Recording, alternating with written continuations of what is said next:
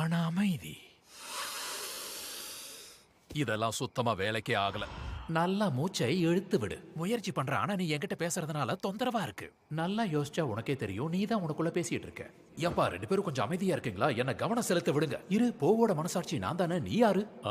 நான் போவோட ஆள் மனசாட்சி. அட மண்டப்பையில எத்தனை மனசாட்சி நீ இருக்கு? அதை தெரிஞ்சுக்க இந்த வேண்டாம். இடம் அறிக்கை எனக்கு கங்ஃபுனா உடனே டம்ப்ளிங் இந்த வேணும். பிரபஞ்சத்துல நம்ம தனியா இருக்கோம். குக்கி வேணுமா?